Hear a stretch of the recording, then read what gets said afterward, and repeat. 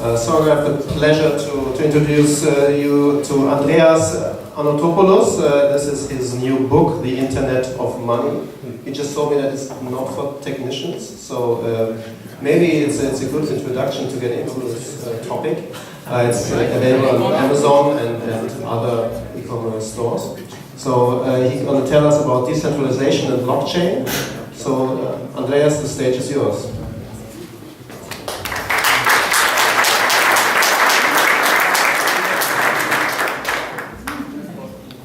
Good evening, everyone. Hello. Very glad to be in Frankfurt. I'd like to get an idea of the audience a bit first before we get started. I do see a lot of suits, so this is not my usual audience. This is going to be fun. How many people in this room have Bitcoin? Okay, so about 50%. And how many people have not have Bitcoin, but have used Bitcoin once? Okay, great. And how many people would like to have Bitcoin at the end of today? Okay, excellent. Come and see me afterwards. I would be delighted to help you set up a wallet, give you 1 or 2 euro in Bitcoin, not 1 or 2 Bitcoin. I see you smiling there. No, it's going to be 1 or 2 euro. Just so you can try it, make some transactions, and experience this technology. I want to talk about decentralization today, and what is and what isn't a blockchain. I'll start with a famous quote by Henry Ford, and he said, "If I had asked my customers what they wanted, they would have said faster horses." The essence of disruption is not delivering what people want, but what people actually need. And in this space, what people actually need and what people say they want is often very different. We find a lot of confusion in this new space, the Bitcoin and blockchain space. Bitcoin and blockchain. I don't work in the Bitcoin and blockchain space. I work in Bitcoin. I also work in other open, borderless, public, decentralized blockchains. You know, the ones that actually work. And I don't consider myself a fintech professional. For the same reason that Henry Ford wouldn't consider going to a horse tech conference, for the same reason that the early internet pioneers would not go to a phone tech conference, because the car was not just a faster horse, and the internet was not just a fancy phone. And Bitcoin is not just a fancy database that can be given a fancy name like blockchain and adopted in a centralized, controlled database fashion by a bank. So, bad news, that doesn't work. And what I want to tell you is why that doesn't work. It's not just a statement of opinion, but it's based on some experience with this area. So, what is a blockchain and what is Bitcoin? How do they differ? What is this idea? You hear a lot of people say blockchain is the technology behind Bitcoin. And that is partly true. Blockchain is one of the technologies behind Bitcoin. It's actually one of 4 essential components that allow Bitcoin to be an open, borderless, neutral, decentralized, censorship-resistant, permissionless system. And that global system, that ability to be an open, borderless technology is what gives it enormous power, because it allows people to innovate without asking for permission. It allows people to build applications that will deliver the trust from the platform of the Bitcoin blockchain. This, of course, also applies to the Ethereum blockchain and the Zcash blockchain and the Monero blockchain and the Dash blockchain, and there's many other open, borderless blockchains. But it doesn't apply to everything that people are calling blockchain. And the reason is that most of these other things lack the essential ingredients to to be open, decentralized, permissionless, neutral, and censorship resistant. And essentially they are not. They are a database. A slow, inefficient, controlled, insecure database. Because if you take blockchain and you strip it of all of the other components that make this technology special, you end up with something that is fundamentally insecure and inefficient. So what are the 4 ingredients that allow a blockchain, together with these other ingredients, to create something that is open, borderless, decentralized, neutral, censorship resistant? Something where anyone can participate without asking for permission, where anyone can be part of the consensus algorithm without asking for permission, and anyone can innovate and build new applications without asking for permission. The 4 components are a blockchain database, which is a decentralized, replicated database that can be distributed to multiple points around the world and validated independently by anyone. A consensus algorithm called proof of work. And this consensus algorithm is open for anyone to participate as a contributor to the consensus algorithm and use a common set of validation rules to provide neutral, unbiased validation of transactions without censorship and in a very decentralized manner. In order for the consensus algorithm to work, it requires some additional things. So these things build on each other. The blockchain database gives you a start. It allows you to have a replicated, decentralized, synchronized database of transactions, a ledger. And that can be a basis for trust. But in order for the blockchain itself to be decentralized, the consensus mechanism that controls who can write to it must also be decentralized. Otherwise, if control over the blockchain is centralized, then the blockchain itself is centralized. It is no longer neutral. It is no longer censorship resistant. It cannot be open. It cannot be borderless. It cannot be permissionless. So the consensus algorithm allows you to open the blockchain and make it fully decentralized. And in order for the consensus algorithm itself to be open, you need one more ingredient. You need a game theoretical competition. And this game theoretical competition allows anonymous participants who are part of the system to compete against each other for resources. As they compete, they stand a chance of earning reward. But that reward must be tied directly to the blockchain that they are validated, which brings us to the 3rd very important ingredient. In order to have an open consensus algorithm with competition, you need a native, intrinsic asset which acts as a reward for that competition. It can't be an extrinsic asset. If it is an extrinsic asset, then possession of that asset is determined by other factors, not by whether the validation was correct. It ruins the game theoretical competition.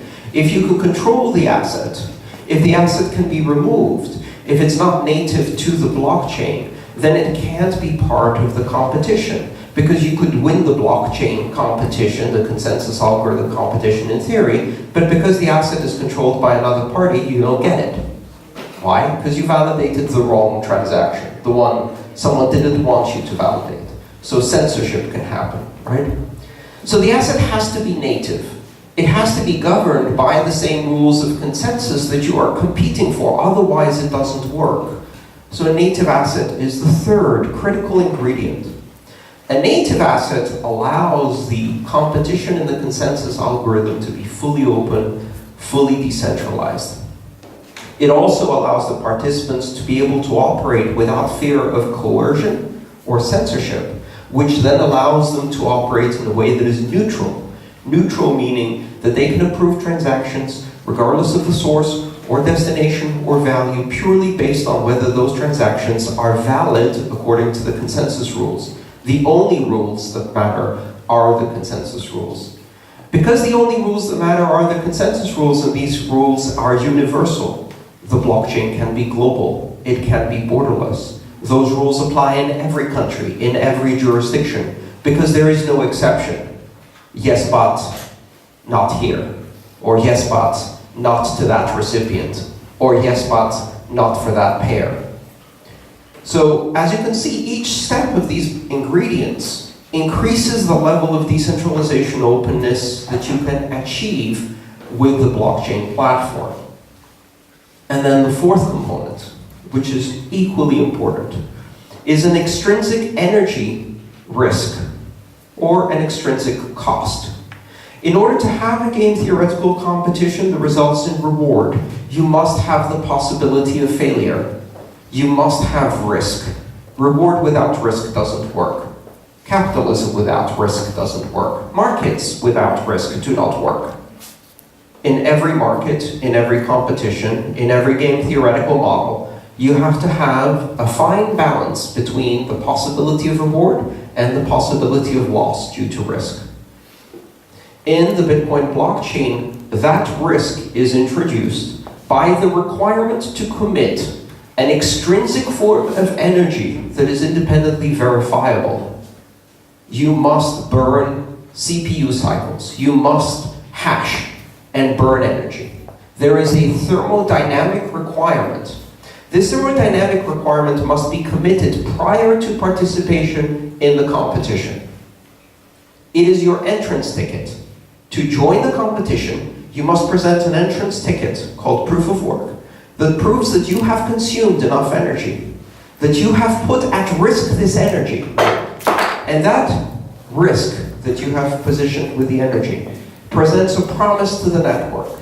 It says, I have committed this energy on the basis that my validation of transaction according to the consensus rules was correct. If you agree with me, reward me. If you disagree with me, I am willing to lose this energy if I failed to follow consensus. And that fourth ingredient is critically important. This is a really subtle point, but a very important point. That fourth ingredient creates one of the most interesting features of this technology, and that is immutability. You'll hear a lot of people tell you that immutability is a result of blockchain technology. That is incorrect. Immutability is not possible on a blockchain. Immutability is the final cumulative step once you have a blockchain with an open participatory consensus algorithm, a native reward asset, and an extrinsic commitment of energy that has to be risked in order to participate. Every time you risk this energy, and this energy is verifiable by everyone, you can look at proof of work, which is a number, and you can say, the only way this number could have been produced, for example on the Bitcoin network, is through the expenditure of 500 megawatts of electricity. It is physically impossible to produce that number any other way than through the expenditure of 500 megawatts of electricity because of the second law of thermodynamics as it applies to information theory. It takes energy to flip a bit. The proof of work shows how many bits you have flipped. In order to have flipped those bits, you had to expend the energy. There is no physics in which that statement is not true. That extrinsic risk of energy is cumulative. Every 10 minutes, 500 megawatts times 10 minutes of energy have been expended in order to change the history of that blockchain. There is only one way. You must expend that energy again. This again is a subtle point. People say, but you can do a 51% attack. What if you have a majority of the hashing power? Even if you have a majority of the hashing power, you do not get to change the past without presenting proof of work. And you have to present proof of work by expending energy. If you have a 51% attack, you have to present twice as much energy. Why? Because you're competing against the other 49% who are also producing proof of energy consumption. So let's say you wanted to overwrite 1 day of transactions on a blockchain such as Bitcoin. 1 day will cost you approximately 1.5 gigawatt hours of energy to produce the first time. If you wanted to attack this network and you had control of 51% of the hashing power, In order to win an overwrite one day, you would have to expend 3.2 gigawatt hours of electricity, because you would have to expend it faster than the other side is expending 1.5 gigawatt hours of electricity. That's for one day. 2 days, 6 gigawatts. 1 month, do the math. It gets very, very expensive. In fact, after about a week, it's no longer a matter of expensive. It's simply a matter of there isn't the energy. It now becomes physically impossible. In all practical terms, there is not enough energy to overwrite that amount. Today on the blockchain, on the Bitcoin blockchain, if you wanted to overwrite 1 year of Bitcoin with 100% of the hashing power, the maximum rate that it exists today, which is more than it existed at the beginning of the year, it would take you 324 days of computation to rewrite the history of the past year right up to this moment. Right? So 1 year, 365 days of the past would take you 324 days to rewrite. And that is what we call computational immutability. I like to call that thermodynamically guaranteed immutability, because it is backed by energy. So these are the 4 components of the blockchain technology. Of course, when most of the people you hear talking about blockchain, what they're talking about is an Oracle database with some hash signatures, or a slightly slower version of a database where you just hash link the blocks in the chain. And these systems are not open, they're not borderless, they cannot be, they're not neutral, they cannot be, they're not censorship resistant, and they're not permissionless.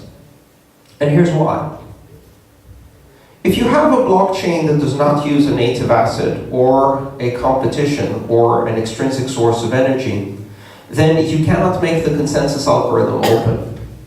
Because the participants in the consensus algorithm, having no other means to be trusted, must be themselves trusted. They must be vetted. Which means that you must give permission to a very specific subset of participants, also known as a consortium. Have you heard of consortium blockchains? Who here, anybody heard of consortium blockchains? Yes. I like a different word for consortium. In the old days we used to use this term. We used to call that a cartel. Have you heard of that term? A cartel. That's what happens when all the participants in the market are the only ones who oversee the clearing of their own transactions. That's called a cartel. So if you had all of the participants in a blockchain consensus algorithm run by a consortium, what happens then? These people are named, trusted, vetted, these organizations. They have specific keys, signing keys perhaps, that they use to validate transactions. They're not engaging in competition for the native asset. In fact, the game theoretical model that these participants are operating on is extrinsic to the chain.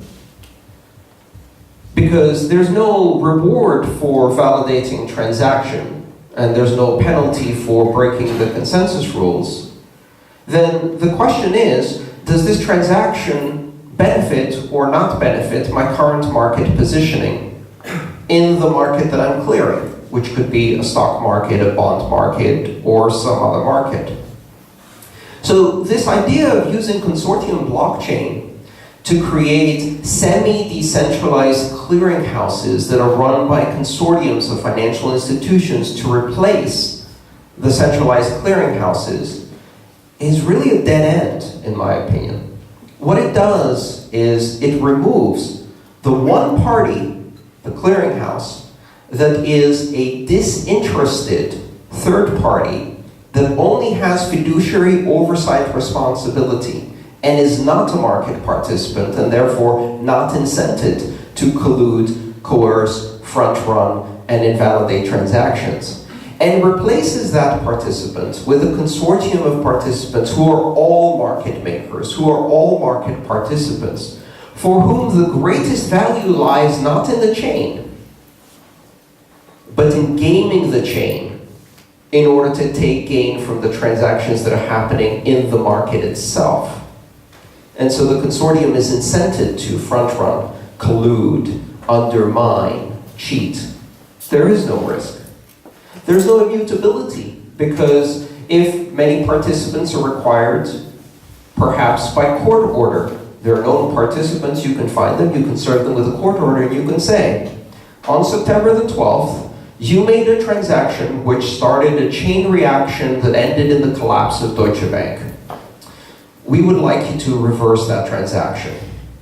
We would like you to stop the market, reverse the transaction, roll it back to the golden days before Deutsche Bank collapsed, and let's all pretend it didn't happen. And here's a court order. What do the market participants do? And then the question becomes, how much energy do they need to expend to reverse that blockchain? No energy at all.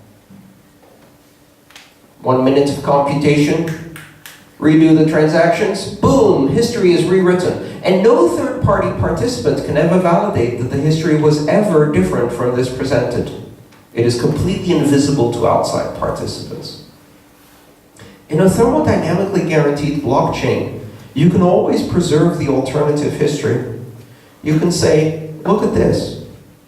This has 3 gigawatt hours of proof of work. You're seeing something else on the network, but this that has 3 gigawatt hours, look at it. It happened. It must have happened. There is no way this could have been produced other than through spending 3 gigawatt hours of electricity. Someone spent this electricity. They've rewritten the history, but this is the real history, and it carries within it the proof that it is real, that anyone can validate without any comparison against the source of authority. It is self-verifying. It has self-sovereign authority. And this is a unique concept within the blockchain technology. So this is the argument that's happening in the business today. We have this massively disruptive technology. This technology that was started with Bitcoin and has been replicated with a number of open, borderless, transnational, completely decentralized or mostly decentralized systems that are not under the control of anyone, that do not conform to the regulations, that did not ask for regulatory approval. In exactly the tradition of all of the best technology innovations in the world. Do you think Henry Ford asked for regulatory approval to run cars on streets? Do you think that the internet companies that were running cables as early ISPs asked for the permission of the phone companies to create the internet? Do you think that the electricity companies asked for the permission of the whale oil companies to electrify Paris in the 1800s? Permission is not required for innovation. Permission is antithetical to innovation. And Bitcoin and all of the other open blockchains have not asked for permission, do not require regulatory approval. They simply are. They present a fact that has already occurred, the invention of a neutral mathematical system of currency and payments that exists today. It's not a prototype. It's not an experiment. It's not a research paper. It is a fact that exists. A network that has operated for 8 years, beating its heart every 10 minutes without fail, something that very few networks in the world can say. And not because it hasn't been attacked, but under continuous attack for 8 years. This network is resilient, it is robust, and it gets stronger every day. It presents a pool of liquidity that is small by most standards at only $12 billion. But that is also the basis of a platform and an infrastructure that delivers trust as a service, trust as an application platform for any application you want to write, for which you do not need permission. This is not a research project. This is the most exciting and innovative technology that has happened in computer science in the last 40 years. It rivals the internet itself in its novelty. And it is not fintech. It is something different altogether. it completely removes the need for fintech. Because fintech is the technology provided and produced by financial services companies that operate as hierarchical, centralized institutions, delivering a form of trust that is trust by institution. And Bitcoin offers the world a statement, and that is, we do not need trust by hierarchy, we do not need trust by institution, because we have something new. Trust in math, trust in a network, trust in computation. And that is extremely powerful. Thank you.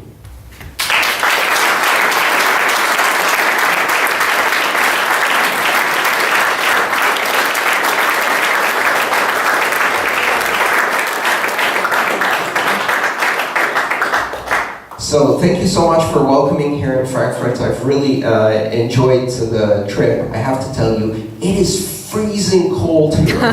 1 week ago, I was in Buenos Aires in 38 degrees Celsius weather, wearing a t-shirt. And this morning, I took the train from Cologne to Frankfurt. And as I was passing the scenery, it got whiter and whiter, frostier and more snowy, and I got to Frankfurt, and boy is it cold here. So I appreciate the warm welcome, because in this weather it was definitely needed. I think I have 15 minutes for questions. Yeah, Is sure. that good? Let's do questions with the audience. Yes, sir. Yeah, you have a whole book full of talks, so I was wondering if you chose this anti-fintech talk because you go to Frankfurt to be provocative, or? You know, if you read my book full of talks, you'll notice that I don't deviate from my message. My message has always been consistent. I've always been a proponent of this technology, and I don't see it as fintech technology. I don't see blockchain as a database as a valid solution. The book is non-technical in that it is a collection of 11 of my talks from the period of 2013 until the beginning of 2016. And the talks I'm doing now are going in volume 2, so maybe this one will be in there too. Yes? One more question, it's short. You used to be a proponent for Bitcoin XT, and you have been positive about hard forks, and right now I don't know, I think it's kind of an interesting situation with SegWit having like 25% support right now. You said a few months ago that you thought that it would be adopted within a few months. Yes. So that would be like in the beginning of next year. Yes. Did anything change, or? Many things change. Things change all the time in Bitcoin. So to repeat the question for the audience, I used to be a proponent of XT. I wasn't actually a proponent of XT. I was a proponent that we should increase the block size. About 2 years ago, I thought we should increase the block size soon. And I also ran XT along with Core. I've run Classic, I've run Unlimited, I run Ethereum nodes, I've run Zcash nodes. I run all the software. I wasn't a proponent of XT necessarily, but I was a proponent in exploring all different approaches. And what happened over the last 2 years, because I'm no longer a proponent of doing a hard fork at this time, I believe we need to do SegWit first. And I think we should do a hard fork to 2 megabytes at least afterwards. And the reason for that is because my understanding of the technology changed. I received new information, I learned new things, and I adapted my opinion to match the facts. And that means that then I was wrong. And now I may also be wrong. And that's called being human. And I readily admit that I try not to take doctrinaire positions, and I try to adapt and see if I have a different understanding. I'm willing to admit mistake and move on. Right now, I think SegWit is probably one of the best tested pieces of technology we've ever seen in Bitcoin, developed by one of the best teams we've ever had in Bitcoin.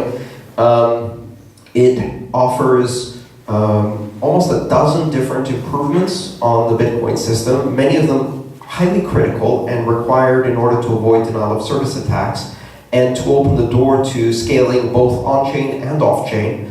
And I think it's a critical prerequisite before we do a hard fork.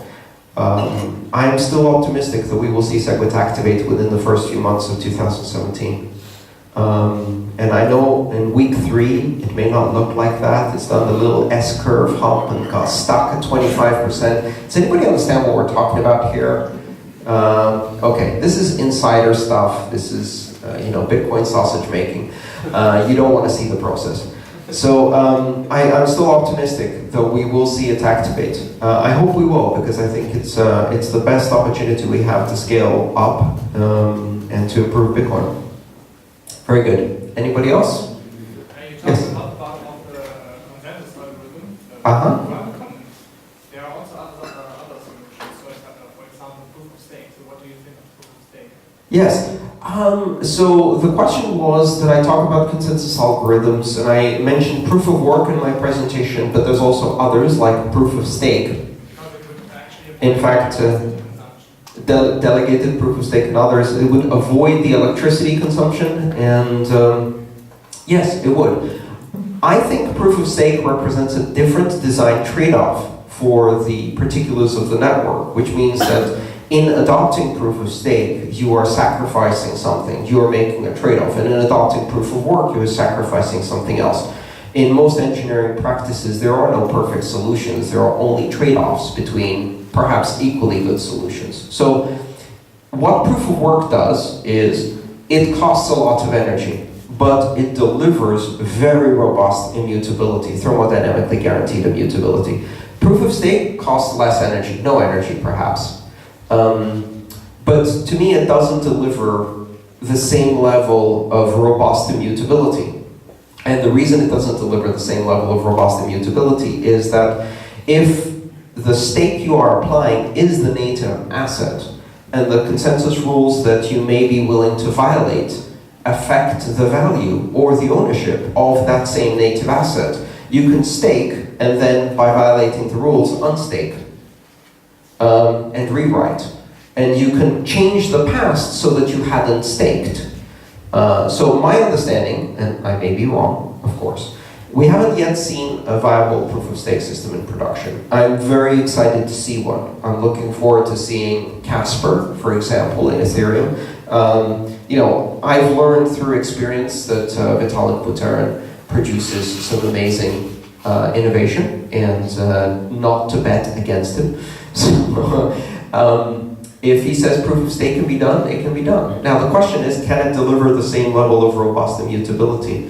But the other aspect to that is, maybe you don't need the same level of robust immutability for every chain. In fact, maybe if you have one global chain that provides robust immutability, it can export immutability as a service to other chains. So what I would be really interested in seeing is systems of proof of stake that use periodic checkpointing into the Bitcoin blockchain in order to gain its immutability features, right? So if what you are staking is actually recorded in an immutable, you could in fact stake perhaps sidechain pegged Bitcoins into the Bitcoin chain, which cannot be modified by the consensus rules, and then that stake would be extrinsic. Not only would be extrinsic, but it would also be staked in a highly immutable chain, which would be a very interesting combination. So, I'm not closed to these other systems, but we haven't seen any in production. What we do know is proof of work works, and it works at a scale of $12 billion to deliver very robust immutability and security. Let's see. In the back there. Yes? You said number 4 in your way to decentralization, the cost of electricity of energy. As it is now, the major, how many percent? 90% of Bitcoin is centralized in China. Yes. Because of electricity, it can be obtained for almost no charge or no price. That's one of the reasons, yes. Under some conditions. Isn't somehow reflecting back and changing decentralization because that is a very good point, yes. So the question was, if the fourth ingredient is extrinsic use of energy, what we've seen is the centralization of mining, or the concentration, because it's not really centralization. the concentration of mining in China. Some 80% of the mining happens in China. And you posit that that's because of the availability of energy. I think it's actually 3 different factors that play into the concentration of mining in China, not all of which are stable factors, and this matters. Factor number 1 is cheap energy. Factor number 2 is there is no distribution network for that energy to be redistributed, which means if you have a 20 megawatt factory, power plant in a district in China and they only need 5 megawatts, what do you do with the other 15, right? Sunk cost, you lose it, it goes nowhere, it doesn't get used. So in that case, the electricity is being produced anyway, and putting a mining system next to it ends up subsidizing the decentralization of the energy grid of China, as well as subsidizing alternative forms of energy that produce capacity when it's not needed, solar, wind, etc. So that's an interesting idea. Bitcoin as a way of decentralizing energy sources and acting as a battery. The third reason, and I think the most influential, is the fact that because of the very rapid advancements of ASICs from CPU, GPU, FPGA, ASIC, 28 nanometers all the way down to 16 nanometers, the shelf life of Bitcoin mining equipment traditionally has been less than 3 months up to now. Which means that if you produce it in a silicon fabrication factory in China, you don't have time to export it. It becomes useless the longer it takes to move it. So you want to move it somewhere within a week, install it, and start using it, which means you can't ship it overseas. You can't put it on a container ship. You can't really have distribution. So that created the economics where silicon fabrication to ASIC to mining warehouse to mining pool became a completely vertically integrated industry because of economies of scale. That changes with 16 nanometer. The shelf life of 16 nanometer equipment is now 2 years because there is nothing else after it, right? The next iteration is Moore's Law, so you have to wait 2 years. Now, if the shelf life is 2 years, now we're beginning to see the latest equipment being exported from China and being distributed around the world. So to me, it's the distribution channel that cause concentration, and I think that's changing. It's a complex economic system. Thank you. Good question. 1 or 2 more? Yes, 2 more questions, I guess. Okay.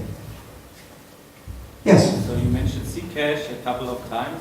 I mentioned Zcash, yes. Okay, and there's a big part in the Bitcoin community claiming that there's a problem with unlinkability and privacy in the Bitcoin network, right?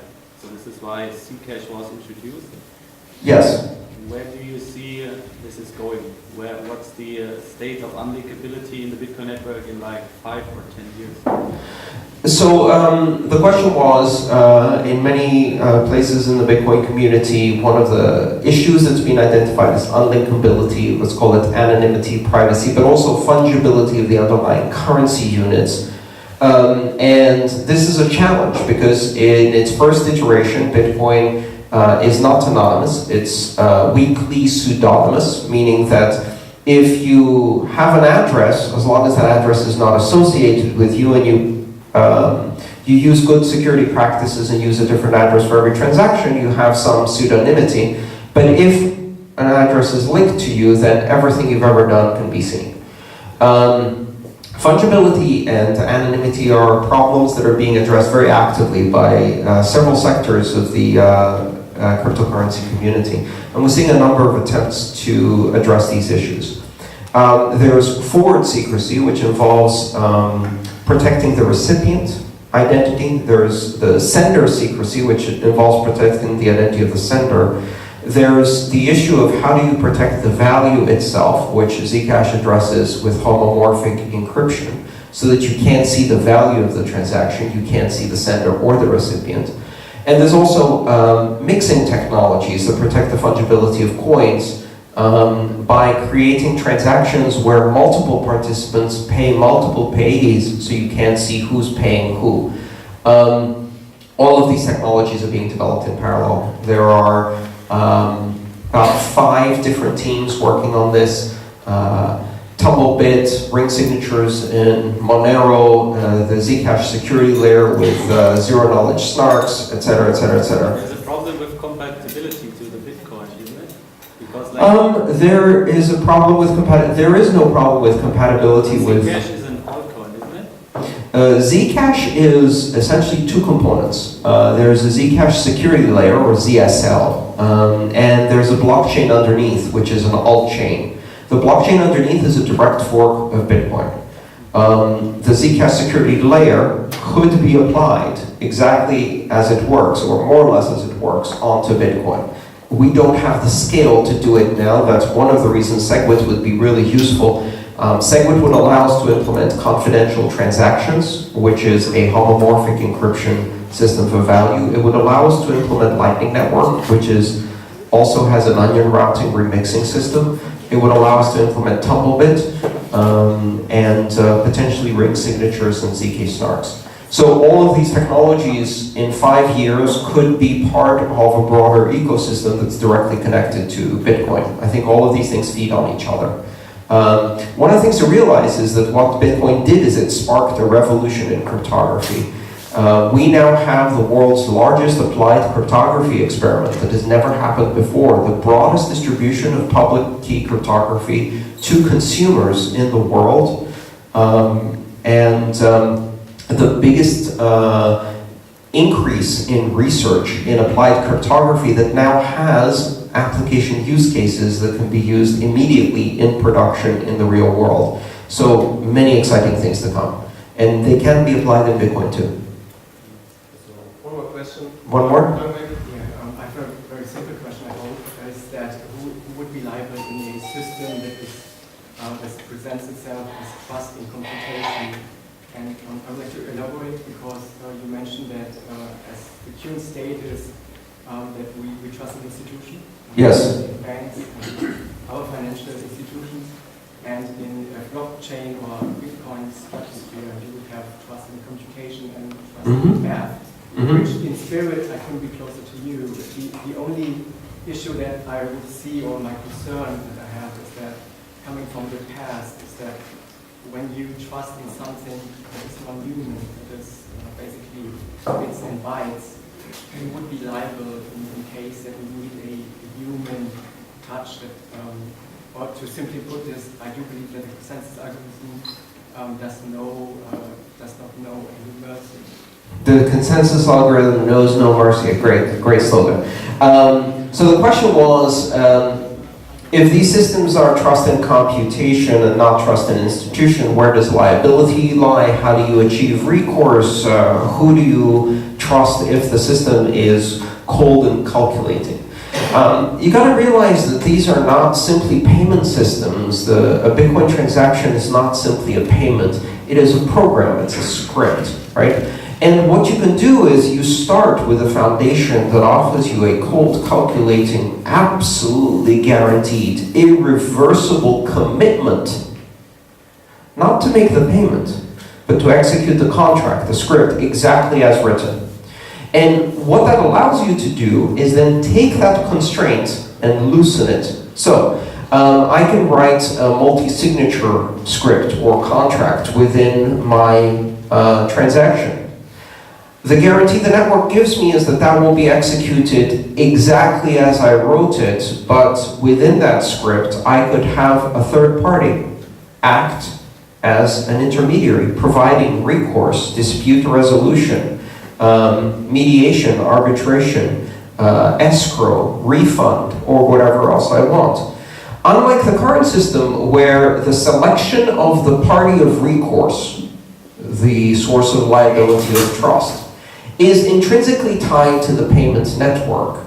On Bitcoin, through the programmable sense of the transaction, I can select third parties and introduce them voluntarily. So it doesn't mean I can't have counterparty. It means I don't have to have counterparty, but I can introduce counterparties into my transaction. In fact, I operate a company called Third Key Solutions, and one of the things we do is help people design systems that give them reliable counterparty where necessary. For example, systems of succession. If you die and the cold and human calculation says no keys, no money, bye-bye family, right? You have a problem. A judge cannot say, please give all of this Bitcoin to the surviving family of this person, right? So what you do then is you create Bitcoin smart contracts that introduce third parties, such as estate attorneys, trusted intermediaries, lawyers, and they can act in order to provide recourse to the family. But this is good. This cannot be overridden. So once you establish that third party, you are guaranteed that only they can express the wishes and no one else can interfere with that. Also, these systems are non-custodial. So when you place trust in an institution, you do that because they have custody and control of the funds. Bitcoin allows you to have third parties that are non-custodial. The lawyer has one signature out of 3, and with one signature they can do nothing, right? They do not have ownership. They do not have custody. What they can do is they can combine their control with another signature and provide recourse. So you have this market-based approach where you can selectively introduce as many counterparties in as complex contractual relationships you want in a way that opens up opportunities for market-based selection. If I'm trading on PayPal, I only have PayPal as recourse. If I put my money in Deutsche Bank, I only have Deutsche Bank to trust for the liability, and right now I wouldn't put my money in Deutsche Bank. And if I put my money in Bitcoin, I can program who I trust. No one, or someone, or several people with complex contracts. But one thing I know, that contract, once written, will be executed unfailingly and irreversibly by the network. I like that system. And it's voluntary, so if you like it, join me. So I got one more bit sarcastic question. Is because of this high energy consumption, do you own any shares of energy companies then? I have never mined Bitcoin, and it often surprises people when I tell them I've been in the space for 5 years. I have never mined Bitcoin, and last time I bought Bitcoin was in 2013. I earned Bitcoin through my labor. And it's one of the nicest places. I don't have any shares in energy companies. Although, based on the fact that I do own a few Bitcoin, I believe that also means that I own the productive means of several Chinese energy firms. They just don't know it. Okay. So thank you very much, Andreas. Please.